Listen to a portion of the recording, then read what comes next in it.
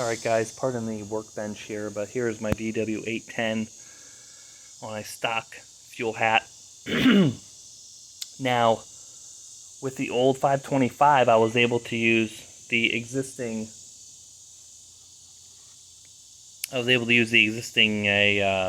fuel sender level wire here, which would tuck into this harness, which was provided with the Fiero upgraded harness for the Walbro 525. I was able to incorporate that wire into this harness, which fed out of this plug here.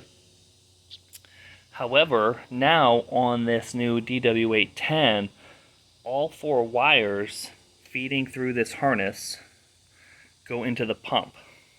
Now, the wiring schematics from DW aren't too specific on what these wires go to, but I'm assuming one is a ground, one is a power wire, right? So this one power wire will run the pump at approximately 450 liters per hour. And then when the voltage doubles, when it sees boosts, one of these other wires will carry the voltage for the rest of the pump to spin it up to 810 liters per hour. Now on the 525 there was no additional wire to feed extra voltage to the pump like on this DW pump. So in order to get the signal from the fuel sender into the housing here, what I had to do is I had to drill a hole in the top of the sending unit. And you can kind of see it here. Here's my hole that I drilled. It's not, you know, the best thing in the world, but I drilled a hole. I will seal that up. And what I'm going to do is I'm going to send a signal wire down through here into what used to be the signal wire for the factory fuel level sender.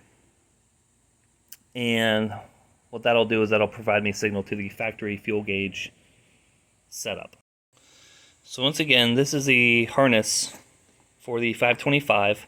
One wire was unused. This gray wire here, that was for the fuel pump sending unit. Power for the pump, ground for the pump, black wire. Now the DW, it all comes through here, feeds into its own harness, which feeds the sending unit for the pump itself. So now I need to have a separate wire for the factory fuel sending unit. So once I get this all buttoned up, I'll show you guys how I did it. So I've got the pump installed here in the tank, and this is the harness provided by Deatchwerks.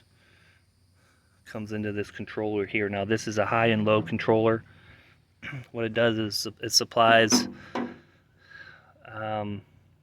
power to the pump, and then what happens is so you've got your power wire, your red, you got your ground, your black, and then your white wire is your switched wire. So when this switched wire sees ground, it gives full power to the pump.